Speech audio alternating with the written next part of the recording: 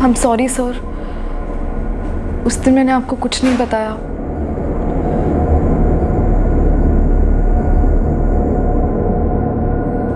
मुझसे कुछ पूछा ही नहीं क्या था।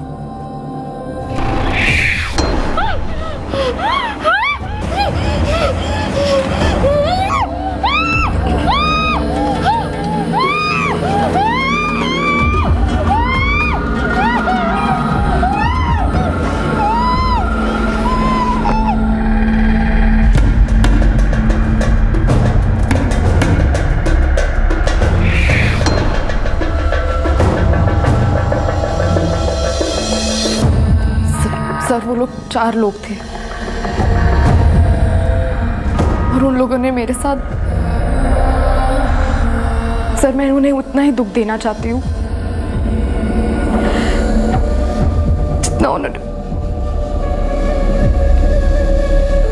इससे 100 गुना ज्यादा शायद। सर मैं नींद में थी और वो लोग 4 थे। अगर 1 या 2 होते तो मैं कुछ करती, नुकसान पहुंचाने की कोशिश करती और शायद ये सब ना होने देती। रत्ना बेटा, इस हादसे को भूलने की कोशिश करो।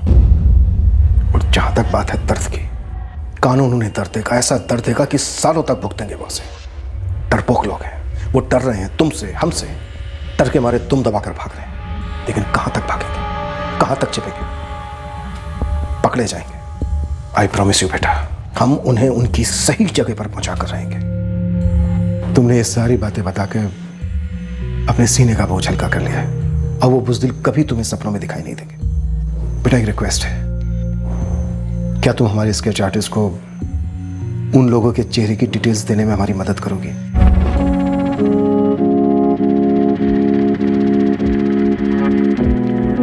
बच्ची है मेरी,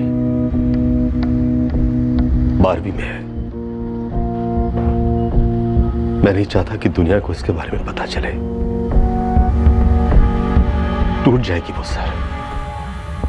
नरेश जी, हमें आपकी बेटी की हेल्प सिर्फ उन लोगों के स्केचेस बनाने के लिए चाहिए। आप फिक्र मत कीजिए, बहुत स्ट्रांग है आपकी बेटी, बहादुर है। मैं समझ सकता हूं, चिंता मत कीजिए आप, आपकी प्राइवेसी बरकरार रहेगी।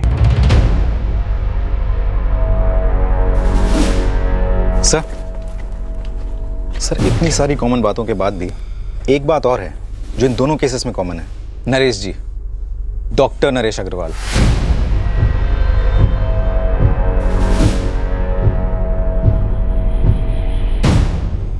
विक्टिम कंचन चौधरी, डॉक्टर।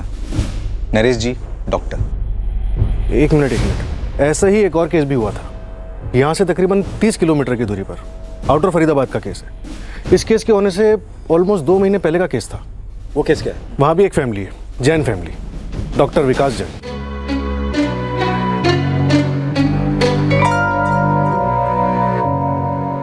हमें इस डॉक्टर विकास जैन की फैमिली से भी मिलना होगा। तीनों केसेस में लगभग एक जैसा पैटर्न इस्तेमाल हुआ है।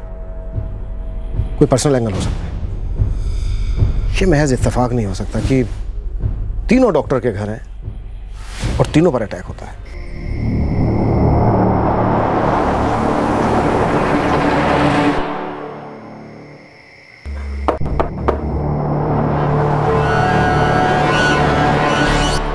अस्सलाम वालेकुम खाला।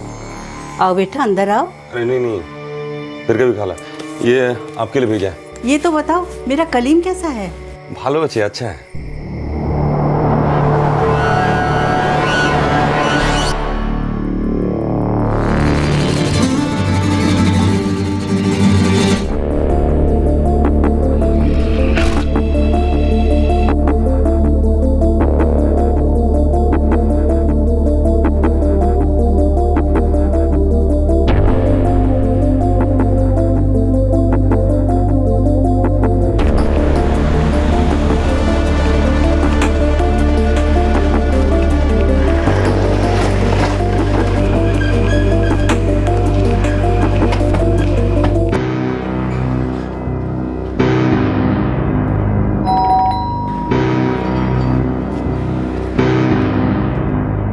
अब क्या बताऊं आपको?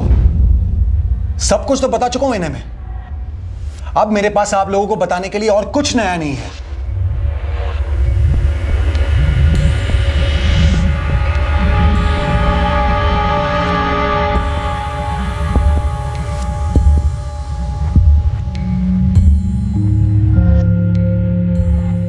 क्या चाहते क्या हैं आप? बताएंगे मुझे?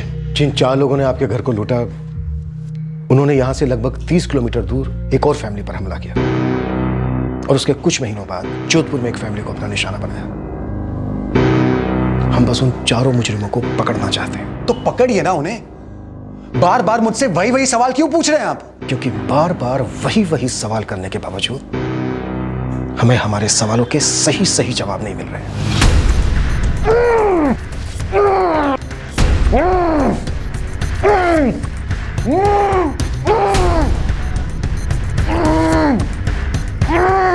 जो हुआ वो सही बताया मैंने आपको।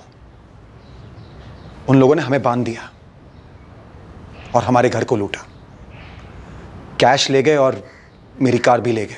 जो हमें आपके घर के 5 किलोमीटर दूर मिली, इसमें चाबी लगी हुई थी और आपके घर के सारे मोबाइल्स के सिम कार्ड्स आपकी गाड़ी में ही थे। आपको मेरी कार और सिम कार्ड्स मिले, और क्या पूछना चाहते हैं आप?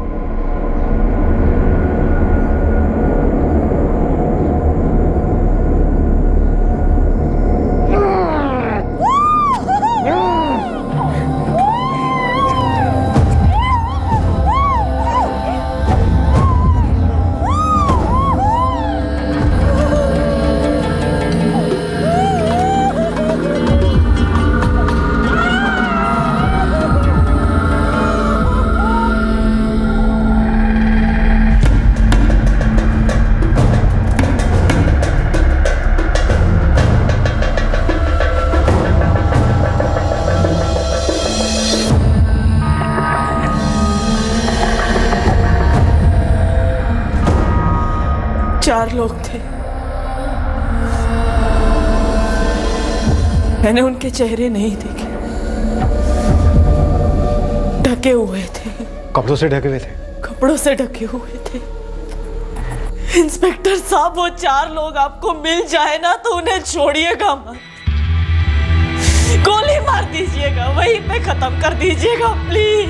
आप लोगों ने पकड़ लिया है क्या उन्हें? हाँ बोलिए, आप लोगों ने पकड़ लिया है क्या उन्हें? अभी नहीं पकड़ा है, लेकिन तो फिर आप क्यों करे हमें? दिखता नहीं है आपको मेरी बीवी को कितनी तकलीफ हो रही है? फिर से वही सवाल, वही यादें, वही। देखिए, मैं आपको नहीं जानता। पहले ये आए, इन्होंने हमसे 1000 सवाल किए, सिर्फ सवाल किए, फिर कुछ नहीं हुआ। महीने बीत गए, अब आप आधम के हो और आप भी वही के वही सवाल कर रहे हो। फिर क्या हुआ और क्या हुआ और क्या हुआ? ये सवाल करने से वो फरार पकड़े जाएंगे क्या? वो जंगली कुत्ते तो अभी भी आराम से घूम रहे होंगे ना? क्यों? क्योंकि आप सब कुछ खत्म होने के बाद वहां पहुंचते हैं। कब पकड़ पाएंगे आप उन 4 को? कभी पकड़ पाएंगे भी या नहीं? देखिए, हम पर क्या बीती हम बहुत अच्छे से जानते हैं, लेकिन आप बार बार यहां आकर वही सवाल पूछ के हमारा दर्द कम करने के बजाय हमारे जख्मों पर नमक छिड़कते हैं। हमारा इरादा आपके दर्द को बढ़ाने का नहीं है, बल्कि जिन लोगों ने आपके साथ इतना बड़ा जुर्म किया है उन्हें उनकी सही जगह पर पहुंचाने का। तो पहुंचाइए ना, पीटिए उन्हें, घसीट के ले जाइए और फांसी के फंदे पर लटका दीजिए उन्हें। हमारे अलावा और 2 घर लूटे हैं ना उन्होंने। क्यों लूटे? क्योंकि इन्होंने अपना काम ठीक से नहीं किया, इन्होंने उन लोगों को सही वक्त पर खत्म नहीं किया, और अब आप भी अपना काम ठीक से नहीं कर पा रहे। तो पता नहीं वो लोग किसके घर में अपना कांड फिर से कर रहे होंगे। कभी कभी तो सोचता हूं कि हमें पुलिस की जरूरत ही क्या है। देखिए डॉक्टर जैन, हम इन तीनों अटैक्स को मैच कर रहे हैं, और मैच करने से कई सारी चीजें ऐसी हैं जो इन तीनों अटैक्स में सेम सामने आ रही हैं।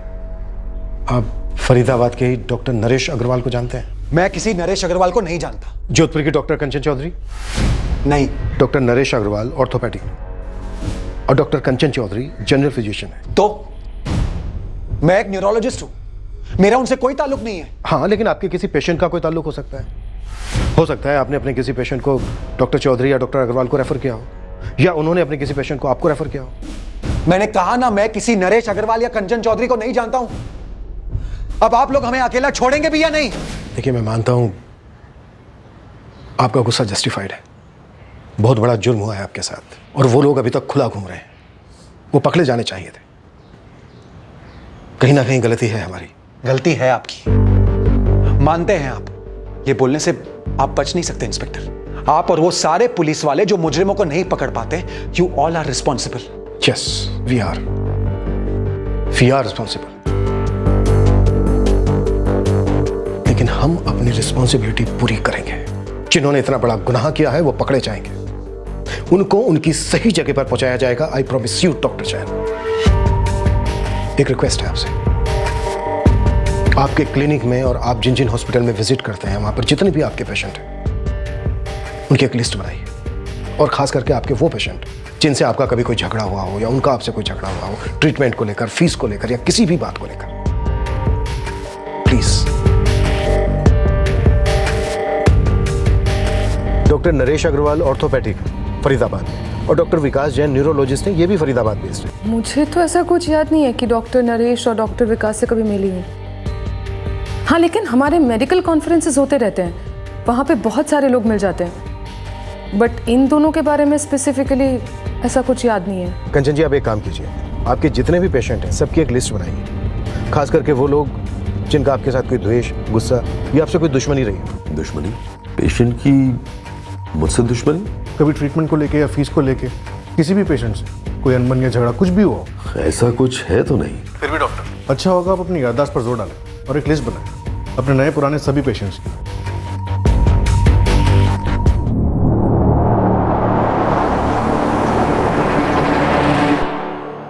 रत्ना बेटा, इससे हमें बहुत मदद मिलेगी। शोभा जी, अब आप लोग घर जा सकते हैं और निश्चिंत रहिए, ये चारों बहुत जल्दी पकड़े जाएंगे।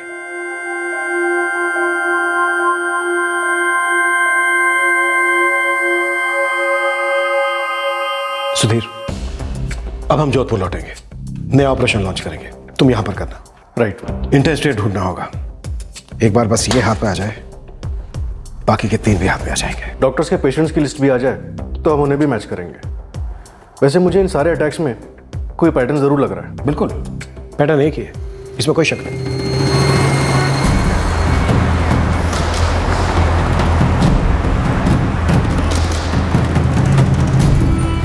ये दोनों स्केच को ध्यान से देखो और अपने बंगाल में एक एक जिला, एक एक गांव, कस्बा, हर जगह ढूंढो। अपने सारे आदमी को काम पे लगा दो। टाका टेंशन नहीं, जो खर्चा होगा हम देगा, लेकिन ताड़ाताड़ी खबर निकालो, मामला खूब गरम, बुझले? ये स्केच है और शायद ये टीम का लीडर है। दूसरे बंदे की रफ स्केच है तेरे पास? हाँ मैडम है। अब हमारे पास दिन के 24 नहीं 28 घंटे होंगे, तब तक जब तक ये और इसकी पूरी गैंग नहीं मिल जाती। समझ गया मैडम। टिप की कोई लिमिट नहीं है, लेकिन मुझे ये आदमी किसी भी हाल में जल्द से जल्द चाहिए। उस्मान, आज तक तूने मेरे लिए जितने लोगों को ढूंढा है वो सारे एक तरफ और ये चारों एक तरफ। टिप तुझे 4 गुना मिलेगी, पर मुझे ये लोग चाहिए, मतलब चाहिए। जी साहब। ये लोग कौन है, कहाँ से आए हैं, कौन इन्हें लेके आया, एक एक डिटेल चाहिए मुझे, समझा?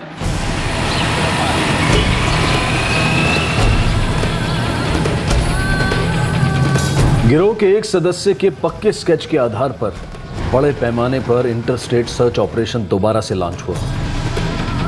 खबरियों का हर नेटवर्क ओवरटाइम कर रहा था।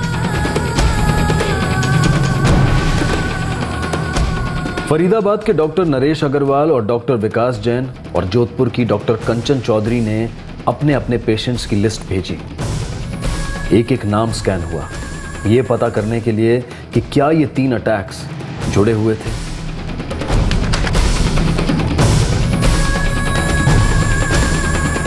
ये तीनों डॉक्टर्स जिस जिस हॉस्पिटल में कंसल्टेंसी करते थे, वहां पुलिस ने पूछताछ की, ये पता लगाने के लिए कि क्या इन तीनों डॉक्टर्स में कोई कनेक्शन था।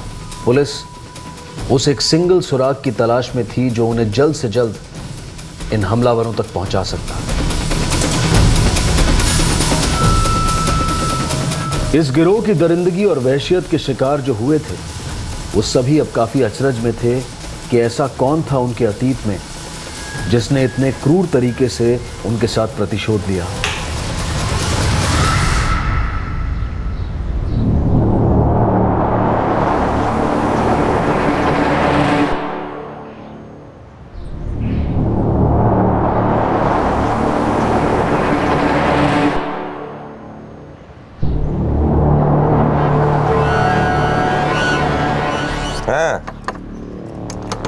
पैकेट अम्मी तुम्हारा अम्मी के दीदी सी, बाकी सबके घर में भी दे दिया है।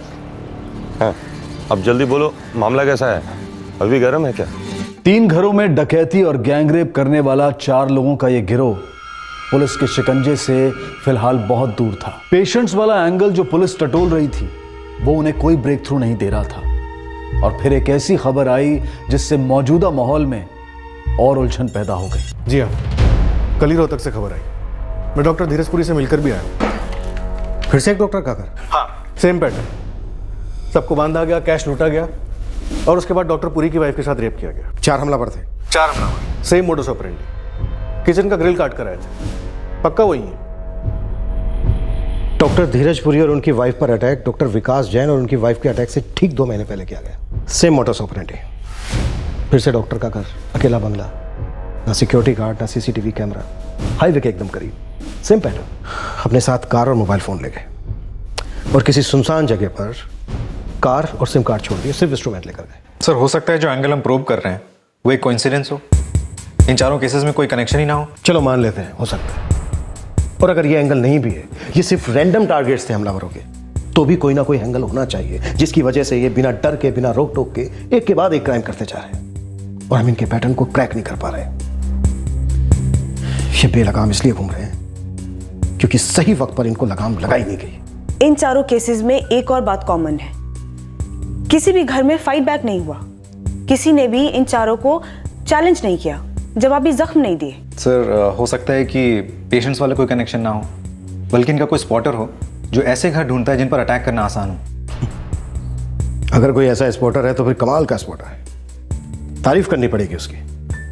जोधपुर, रोहतक, फरीदाबाद, 3 शहरों में वो 4 फैमिलीज को स्पॉट करता है, एक ऐसे गैंग के लिए जिसका लहजा बंगाली है। चारों फैमिली डॉक्टर्स की, इंडिपेंडेंट बंगलो जहां पर ना कोई सिक्योरिटी गार्ड है ना सीसीटीवी कैमरा, सबके सब बंगलो हाईवे से सिर्फ 5 से 10 मिनट की दूरी पर है। हो सकता है ऐसे और भी केसेस हों जिनकी इंफॉर्मेशन हमारे पास नहीं है। हमारे पास इंफॉर्मेशन क्यों नहीं है? क्योंकि तमाम सिस्टम होने के बावजूद हमारा तालमेल ठीक नहीं है, इंफॉर्मेशन एक दूसरे तक पहुंचती नहीं है, और अगर पहुंचती है तो बहुत देर से पहुंचती है, तब तक आरोपी और जुर्म कर चुका होता है। अबे सर, शायद तुम सही कह रहे हो, शायद कोई स्पॉटर होगा जो इन घरों को पहचानता होगा।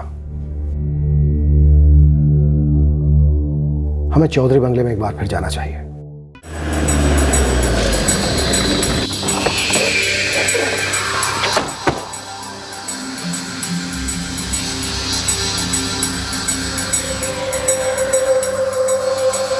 ये घर टारगेट करना आसान है, अलग है तो पहले तो यहाँ पर सिक्योरिटी भी नहीं थी। सर, ये जितेंद्र चौधरी कंस्ट्रक्शन लाइन में काम करता है और उसकी वाइफ डॉक्टर है।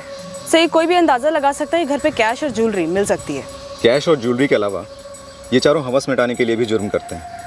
एक भी घर ऐसा नहीं है जहाँ गैंगरेप ना हुआ हो। You are right. यही समझ में नहीं आ रहा है कि चोर आखिर चाहते क्या थे, रेप या फिर लूट। अजीब सी बात है, हमारे खबरी नेटवर्क ने भी 0 रिजल्ट्स दिए हैं। सर, ये लोकल हिस्ट्री शीटर्स के साथ भी कोई कनेक्शन नहीं बन पाया है। बंगाली लहजे में बातें करते हैं, ये भी तो हो सकते हैं चारों बंगाल से हों। सर, वेस्ट बंगाल की पुलिस भी अभी तक कोई ठोस सबूत नहीं भेज पाई है। तो फिर कौन हो सकते हैं ये? और इन शहरों में इनका क्या कॉन्टैक्ट नेटवर्क है जो एक जैसे विक्टिम्स को आइडेंटिफाई करता हो?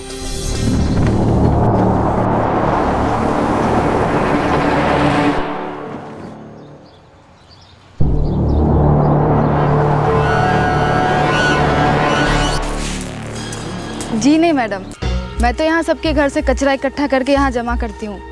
इतना समय ही कहाँ होता है कि कहीं और देखूँ। मैं तुमसे पूछ रही हूँ कि कभी तुमने किसी को देखा घरों में झांकते हुए या पूछताछ करते हुए?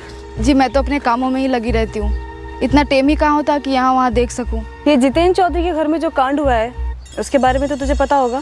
पता चला मैडम जी, लेकिन हुआ क्या ये नहीं जानती। बहुत सारी पुलिस की गाड़ियाँ आई थी, देखा मैंने, लेकिन इन लोगों के घर में क्या होता है हम जैसे लोगों को कहाँ पता होता है। नाम क्या है तेरा? यास्मीन जाफरी।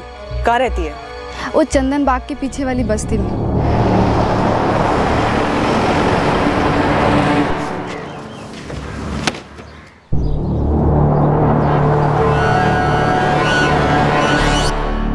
सर, मैंने डॉक्टर अग्रवाल और डॉक्टर जैन दोनों के घर के बाहर अपने आदमी लगाए हुए हैं, ये देखने के लिए कोई ऐसा तो नहीं जो इन्फॉर्मेशन पास कर रहा हूँ, लेकिन अभी तक कोई रिजल्ट नहीं। अपनी सर्च कंटिन्यू रखो सुधीर, एक भी और क्राइम होना नहीं चाहिए। बाद में हमें ऐसा नहीं लगना चाहिए कि हम इसे रोक सकते थे। सही कह रहे हैं सर। सर, चारों क्राइम सीन से चुराए गए फोन्स की IMEI ट्रैकिंग चल रही है सर। वो तो महीनों से चल रही है हमें, बस हर 2-3 हफ्तों में कुछ फ़ोन ऐड हो जाते हैं, लेकिन एक भी फ़ोन स्विच ऑन नहीं हुआ है। हो सकता है सर अभी तक बेचा ही ना हो। लेकिन क्यों नहीं बेचा? ये लोग 8-10 मोबाइल का कर क्या रहे होंगे? मैडम हम पूरा ट्राई कर रहा है, एक भी दिन नहीं गया स्केच लेके घूमे बिना, लेकिन पता नहीं लग पा रहा ये आदमी और दूसरा जिसका स्केच है ये बंगाल के किस कोने से निकले हैं। बिहार, वहाँ भी बंगाल के कुछ लोग रहते हैं और बंगाली लहजे में बात करते हैं। हम उधर भी 4 आदमी लगाए मैडम फील्डिंग के लिए, लेकिन अभी तक तो कोई खबर नहीं आया है। खबर आती है आपको फ़ोन करेंगे। यार उस्मान, यहाँ तो जान पर आ पड़ी है इन लोगों तक पहुँचने में। कोई सुराग भी तो नहीं मिल रहा है इस बार। मीरा मैडम को मैंने जवान भी दे दी है, अगर कोई खबर नहीं लाया तो एक खबरी वाली लाइन छोड़ दूंगा। ये साले कहाँ से आए थे और किस बिल में छुपे कुछ पता नहीं चल रहा है। इस केस में चारों आरोपियों के अब तक कोई साए तक नजर नहीं आ रहे थे। ऐसा मालूम हो रहा था कि वो लोग पुलिस से 2 कदम नहीं बल्कि 2 मील आगे थे, क्योंकि कोई उन्हें लगातार खबर देता जा रहा था। पर यह कब तक चलता? हर बेलगाम घोड़े की लगाम एक दिन कसती ही है।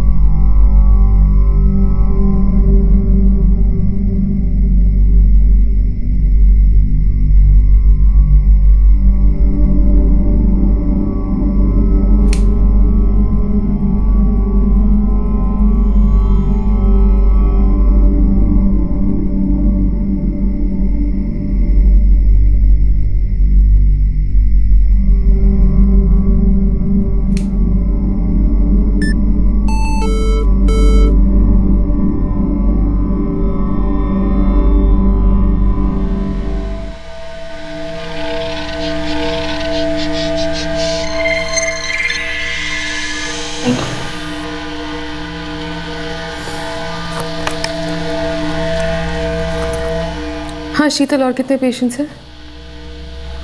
अच्छा 2 मिनट बाद भेज देना ना।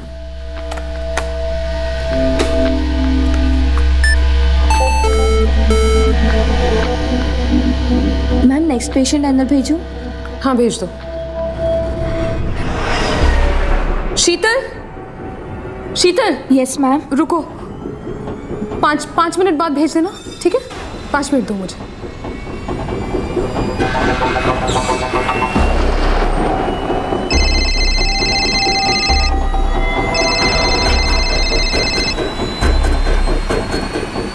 हेलो कंचन जी।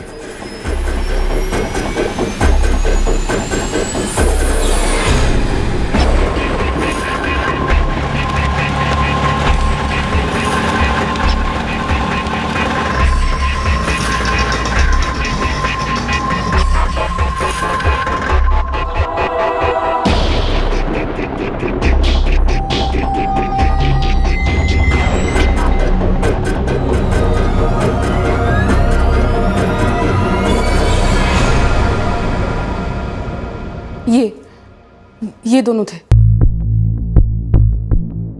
इन लोगों ने आपका मोबाइल फोन यूज किया था कंचन जी? और ये तस्वीरें आपकी स्टोरेज ड्राइव में आ गई? जी, जो फोन इन्होंने चुराया था वो वेव ब्रांड मोबाइल का था। उसका एक अपना ही साइबर स्पेस होता है, जैसे कि ड्रॉप बॉक्स या माई स्पेस की तरह। तो कोई भी अगर उस फोन से कोई फोटोग्राफ खींचे तो वो ऑटोमेटिकली उस साइबर स्पेस में स्टोर हो जाती है। तो चोरी के बाद जितनी भी तस्वीरें ली गई हैं वो उस साइबर स्पेस में स्टोर हो गई। हादसे के बाद आज पहली बार आपने अपना स्टोरेज चेक किया? जी नहीं, हादसे के तुरंत बाद मैंने दूसरी कंपनी का मोबाइल फ़ोन लिया था। वो यूज़र फ्रेंडली नहीं था, तो मैंने ये कल ख़रीदा जो मेरे पहले वाले ब्रांड का है, वेव मोबाइल्स। स्टोरेज के साथ सिंक करने पर कंपनी से मैसेज आया स्टोरेज को अपग्रेड करने के लिए। मुझे अजीब लगा क्योंकि हादसे से पहले मेरा स्टोरेज फुल नहीं था। मैंने फोल्डर खोला तो ये सारे फ़ोटोज़ मुझे अपलोडेड मिले।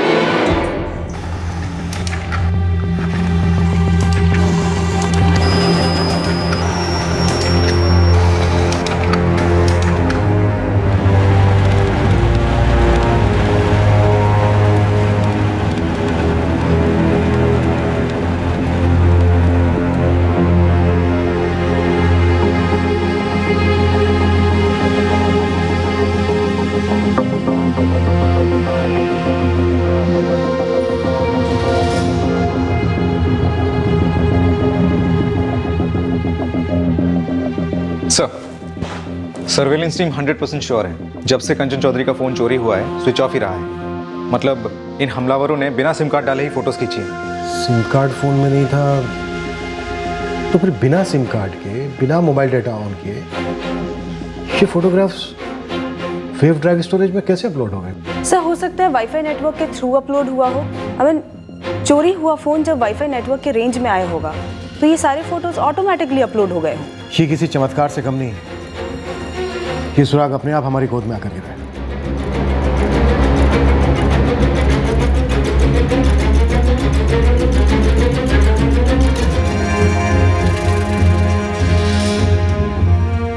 तो ये है गिरोह की चाबी।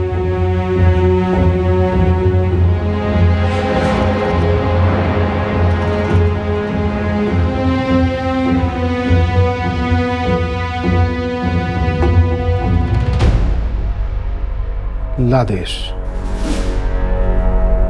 बांग्लादेश। सर इसके सर के इस तरफ देखिए, ढाका हो सकता है सर। इसीलिए लहजा बंगाली था। राइट। सर हमेशा रडार के बाहर रहे हैं, इसीलिए कोई लोकल खबर इसे नहीं जानता। हो सकता है हमलावर वापस पहुंच गए हो ढाका, बांग्लादेश।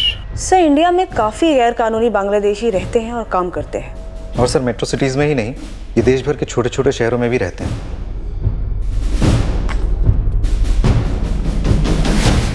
सर मेनली ये लोग कंस्ट्रक्शन साइट पे काम करते हैं। अब हमारे पास इन चारों की शक्लें हैं, इनका ठिकाना मालूम है। बस अब हमें स्ट्राइक करना है, फास्ट और स्ट्राइक।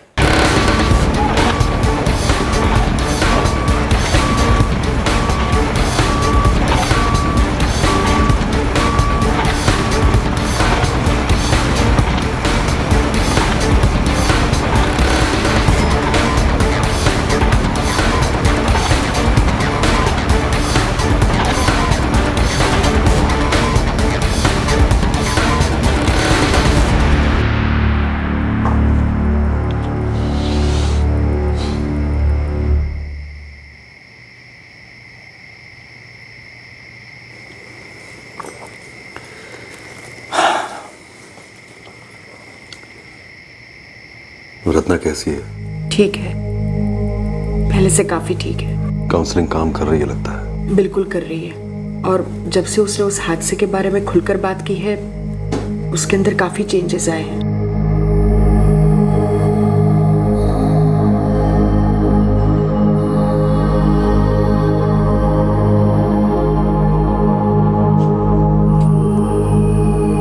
क्राइम ब्रांच से फोन था, उन्हें पता चल गया है कि हमलावर कौन थे।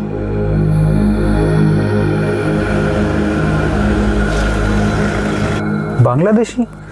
फोटोग्राफ्स को ठीक से जूम करके देखने के बाद ढाका मालूम हो रहा है। वो लोग पकड़े जाने चाहिए जितेंद्र, उन्हें कड़ी से कड़ी सजा होनी चाहिए ताकि वो दोबारा ऐसा करने की हिम्मत न कर पाए।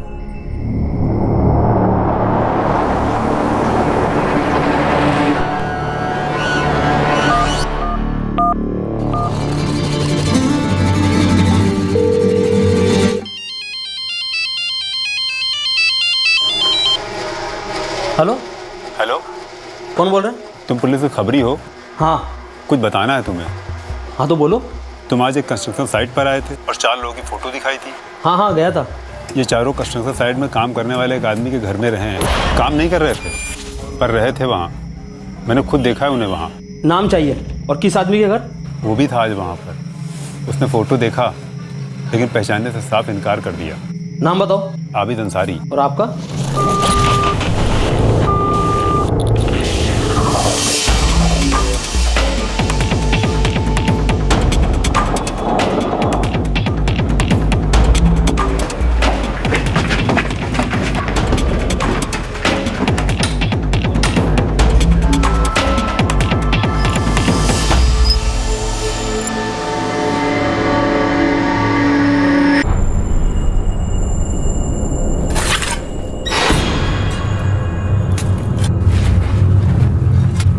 आबिद अंसारी।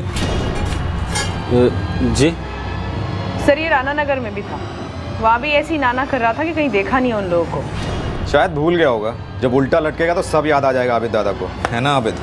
सर हमको कुछ मालूम नहीं है, कोई हमको फंसा रहा है, आपको गलत बताया है सर। सर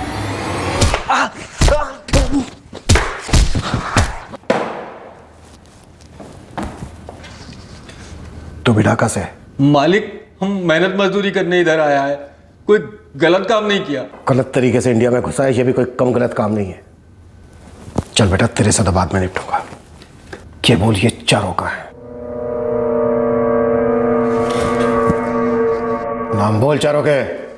अकरम बेग, कलीम सैयद, इरफान मिर्जा और ये वसीम मीर। कहाँ है इस वक्त ये चारों? ये चारों अभी कहाँ है मुझे नहीं मालूम, पहले हमारे पास ही थे। यहाँ पहुंचे कैसे? वो हम इन्हें इधर बुलाया। तो तूने इन्हें ढाका बांग्लादेश से यहाँ बुलाया जोधपुर में? जी मालिक। जल्दी से जल्दी तुम लोग यहाँ से निकल जाओ, यहाँ रुकना बहुत खतरनाक है तुम लोगों के लिए। अभी कहाँ जाएंगे? आज रात यही रुकेंगे, कल सुबह बंटवारा होगा, उसके बाद निकल लेंगे। क्यों बुलाया इन्हें ढाका से यहाँ? इनमें से कलीम सैयद, ये हमारा दोस्त है। ढाका से हम लोग यहाँ मेहनत मजदूरी करने के लिए आए। साले, डकैती और रेप को मजदूरी बोलता है? जितेंद्र चौधरी का घर कैसे चुना? तूने अकेले चुना या फिर कोई और भी था तेरे साथ? कोई और था। कौन? यास्मीन। पूरा नाम बोल। यास्मीन जाफरी। यास्मीन जाफरी, वो कचरे वाली? जी मैडम, वही। उसने पूरे घर की जानकारी ली और हमको दिया। हमने कलीम को और अकरम को बताया।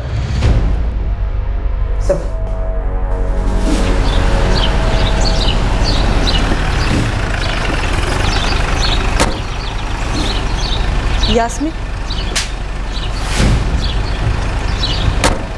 रोहतक, फरीदाबाद, वहां पर लूटने के लिए घर किसने ढूंढे? और तेरे ये चारों साथी कलीम, इरफान, वसीम, अकरम कैसे पहुंचे वहां?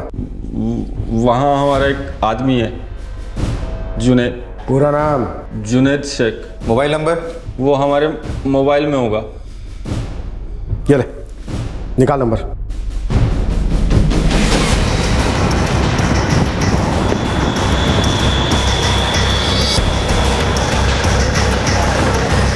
साहब, पक्का ये वही जुनैद शेख है। इस पर मेरे 2 बंदे नजर रखे हुए हैं, शायद इस वक्त वो घर पे होगा।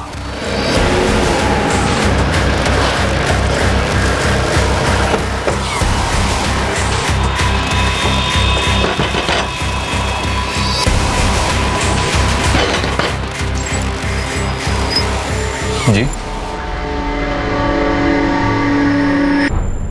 साहब, मेरी बात सुनो, मैंने क्या किया? साहब, एक मिनट बात, कुछ बताओगे भी मैंने क्या किया? जुनैद, तेरी माँ को हमने बाहर बिठाया है। अब अगर तूने मेरे सवालों का जवाब नहीं दिया ना, तो तेरी माँ से पूछने पड़ेंगे और वो जरूर बोलेंगी। समझ गया ना तू? बता, अकरम बेग, कलीम सैयद, इरफान मिर्जा और वसीम मीर इस वक्त कहाँ हैं? बोल। सर मेरी अम्मी को कुछ मत करिए, उनको छोड़ दीजिए, मैं सब बताऊं। चल शुरू हो जा। फरीदाबाद और रोहतक दोनों जगह मैंने ही घर ढूंढे थे उनके लिए। अबे पहले ये बता, इस वक्त वो लोग कहाँ हैं? इरफान और वसीम लखनऊ में। अकरम और कलीम के बारे में उन्हीं को पता होगा। लखनऊ में कहाँ? पता और नंबर। उगल जल्दी।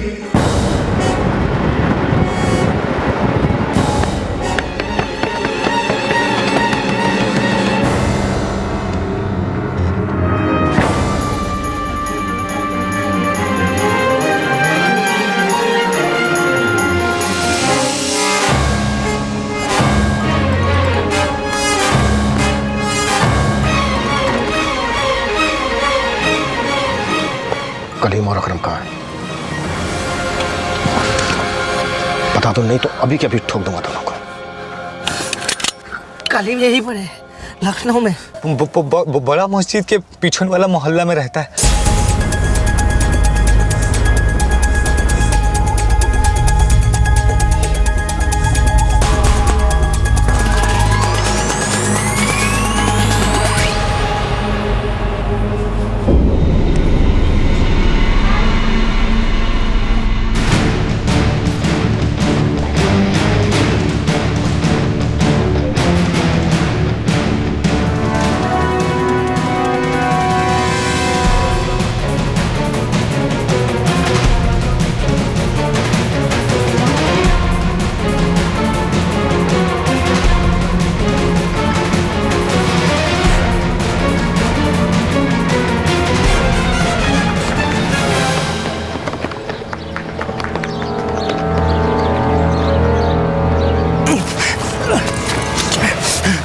देख कलीम, तू यहाँ पर वैसे भी गैर कानूनी ढंग से रह रहा है। मैंने तुझे यहाँ पर ठोक भी दिया ना, तो कुत्ता पूछने नहीं आएगा यहाँ पर। चल बता, अकरम कहाँ है?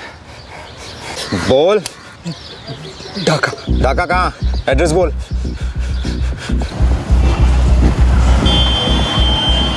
सर उन 4 में से 3 हमारी कस्टडी में हैं, उनके हेल्पर्स भी, जो घर ढूंढने में उनकी मदद करते थे। लेकिन उनका लीडर अकरम बेग, वो अभी तक हमारे हाथ नहीं लगा है।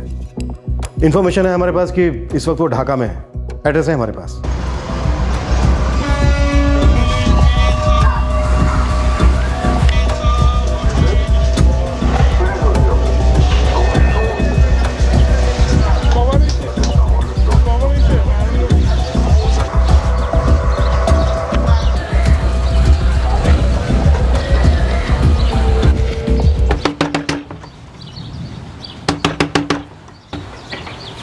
আকরাম কি হলো? আমাকে এভাবে কেন অ্যারেস্ট করা হয়েছে একটু বলুন তো।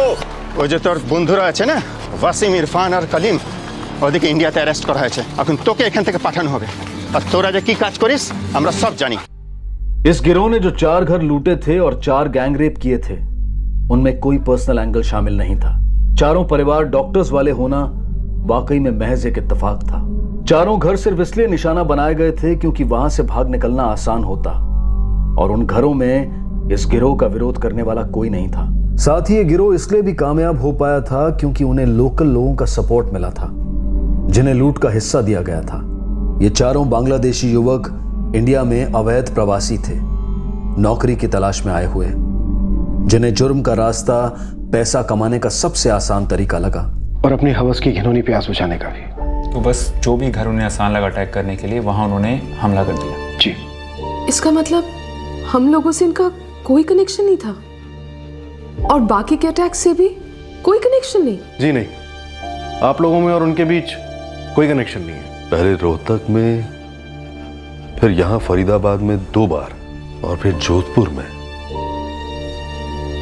हर जगह घर लूटे, और उसके बाद वहां पहले उन्होंने हर जगह लूटपाट की, और फिर उसके बाद वही घिनौना जुर्म किया। अब मुझे कॉलेज के लिए लेट हो रहा है, संभल कर जाना। डॉक्टर नरेश, हम मानते हैं कि हमें उन्हें बहुत पहले पकड़ लेना चाहिए था, लेकिन उनमें से 3 अब हमारी कस्टडी में और 1 बांग्लादेश में, जिसके एक्सट्रेडिशन के लिए हम लोग पूरी कोशिश कर रहे हैं। इंटरनेशनल कानूनी मामला है, थोड़ा टाइम लग सकता है, लेकिन हम उसे इंडिया लाकर ही रहेंगे।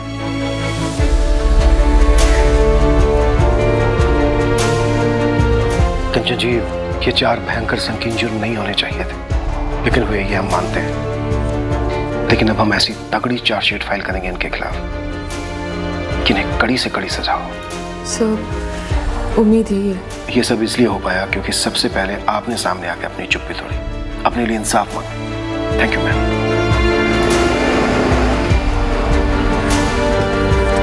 कंचन, तुम ना मुझसे ज़्यादा, कई ज़्यादा मजबूत हो।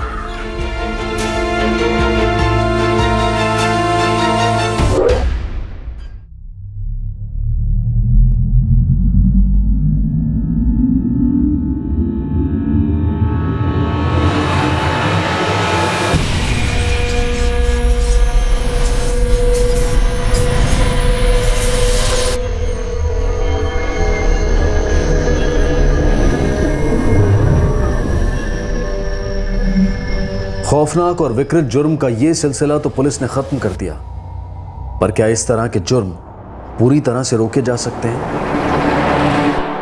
जुर्म पर पूरी तरह से अंकुश लगाना वास्तविक तौर पर संभव नहीं है, लेकिन इस केस में एक संगीन जुर्म होने के बाद भी वही जुर्म कई और बार दोहराया गया, उसी इलाके में भी और पास की कई अन्य जगहों में भी। इसमें 2 राय नहीं है कि जुर्म को रोकना बेहद जरूरी है, लेकिन यह तभी मुमकिन होगा जब जुर्म से लड़ने वाले तमाम सिस्टम्स पर लगाम इस तरह से कसी जाए कि जहां पूरे देश की पुलिस और प्रशासन के बीच में एक जबरदस्त कोऑर्डिनेशन हो, जुर्म होते ही इंफॉर्मेशन तुरंत शेयर हो और एक्शन सख्त हो। साथ ही पूरी दृढ़ता और जिम्मेदारी से उन सभी कोशिशों को भी बढ़ाना होगा जो मुजरिमों को बेलगाम होने से रोकें, फिर वो चाहे हिस्ट्री शीटर्स हों या नौसिखिए। इस केस के सभी आरोपी वसीम, इरफान, कलीम, अकरम, आबिद, जुनैद और यास्मीन को आईपीसी की धारा 307 के तहत अटेम्प्टेड मर्डर के लिए, धारा 458 के तहत किसी के घर में घुसकर चोरी करने के लिए और धारा 325 के तहत किसी को चोट पहुंचाने के लिए गिरफ्तार किया गया है। साथ ही इन पर विदेशी घुसपैठ के लिए फॉरेन एक्ट 13 और 14 भी लागू हुए हैं। इसके अलावा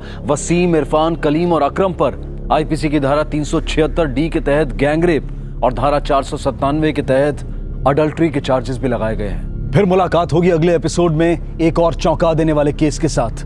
तब तक सुरक्षित रहें, सतर्क रहकर एक अच्छे नागरिक का फर्ज अदा करें और देखते रहें क्राइम पेट्रोल सतर्क। सबक एक को सीख हम सबको। जय Hind. For more updates, subscribe to our channel, click the show links and enjoy watching the videos.